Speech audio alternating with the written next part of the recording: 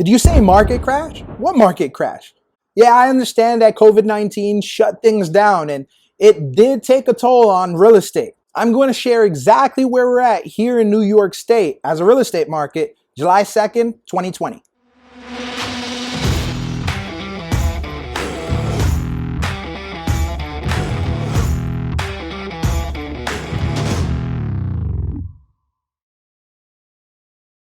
Hey everyone, Efren Reyes here, Real Expert Consulting. I want to thank you for joining me on another one. So be sure to stay to the end as we're going to go ahead. We're halfway through the year 2020. We're going to update you on everything you need to know in terms of the real estate market here in Westchester, Bronx County, up into the Hudson Valley. If you haven't already, make sure that you subscribe to the channel, turn on the notification bell for more future content like such. And if anything poses a question, you can feel free to write a comment. And remember, I say, I'm not that famous. I'll respond to everything once I see it. All right, let's get right to it. New York wasn't any different from the rest of the country. There was some fear there, both on buyers and sellers, as to whether to go ahead and put the home on the market or even buy a home amid the COVID pandemic. Yeah, and New York City in particular was the epicenter of the pandemic, but we've got things under control, and thankfully for that. Many opted to see what was going to transpire, and now the question is, have things gotten better? Have things gotten worse? Where did home values go? Today we're going to be speaking about the Bronx, Westchester County, and Hudson Valley, which encompasses the largest local MLS in New York State, which is the Hudson Gateway Association of Realtors. This is all about the numbers, and it's going to be backed by the numbers. And looking at them, let's look at how many homes came on the market May 2020 versus May 2019. According to our MLS, in the month of May, 2,500 homes came to market, and that's excluding multifamily homes. And this is great in comparison to April, when things were very much uncertain, which was just shy of 1,100 homes listed. Looking at what we had last year in May, we had about 4,100 homes that came to market. Yes, stating the obvious, that's significantly less than this time around last year, but the good sign is that more homeowners or consumers are putting their homes on the market, and especially in a time where inventory is so low. Inventory being low is not just a New York theme, that's seen across the country. Another key number to be focused on and within our New York economy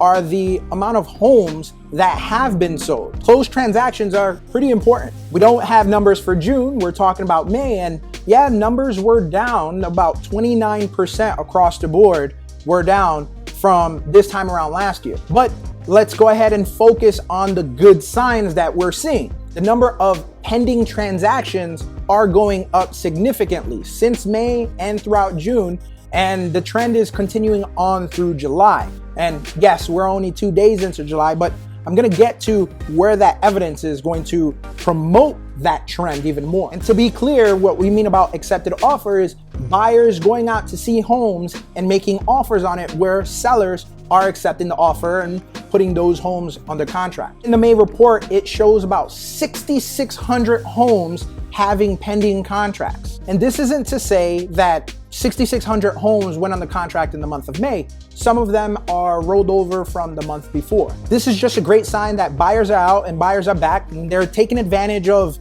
opportunities out there and taking their best shot to own a home. Another statistic to focus on is the average sales price. Just a reminder, our MLS covers 8 counties, including the Bronx, and it's accounting for all types of homes. Again, as I said earlier, not multifamilies in this description or statistic, but home prices are staying steady at about $307,000. We're not seeing this giant downturn of home prices as economists predicted the pandemic would be the cause of.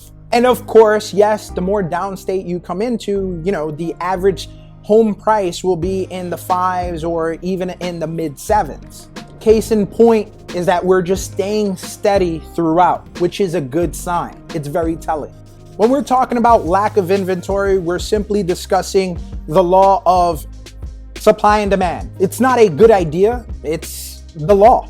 And with that said, across the 8 counties, we have about 8,500 homes active for sale at the moment. Just to give you a little context of what that means, this time around last year, there were almost 12,000 homes in the month of May on the market, which then economists were already mentioning that we had a big inventory problem because the lack of May's 8,500 homes on the market. What does that mean, really? It just simply means that there are more buyers out looking for a home than there are homes for sale. And what does this do to our market, both sellers and buyers? It's 1, increasing home values, and 2, it's causing much more competition for buyers out there, especially with the rarity of the best home coming to market, because there isn't many of them or those to choose from. So what this means for you buyers is that you must move forward very quickly and aggressively, because these homes are selling faster than the McDonald's McRib. Sellers are selling at a premium. Prices are staying steady and they're climbing very steadily. So buyers, if you want it, you must compete against better offers. But buyers, I know that may sound harsh, but it's not necessarily too threatening because rates are at our all-time low. Just today, the average mortgage rate on a 30-year fixed is 3.07, and it is absolutely record lows. With rates still being low around May and June, it still incentivized and promoted buyers to go ahead and pay that premium, knowing that they're getting a heck of a deal on the mortgage rates right now.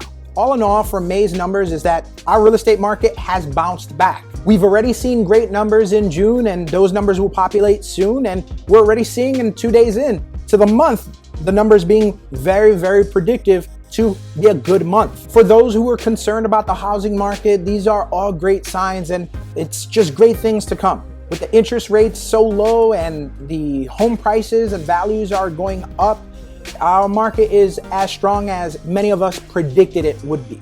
If you're thinking about relocating to the winning state of New York, or you already live in New York and planning a move, or you own a piece of real estate and you're questioning what your home value is at the current moment, or just need general advice, you can go ahead and give me a call or send me an email.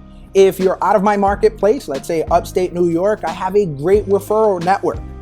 And there we have it. If this video added any value whatsoever, make sure you like, you comment, definitely subscribe, turn on the notification bell.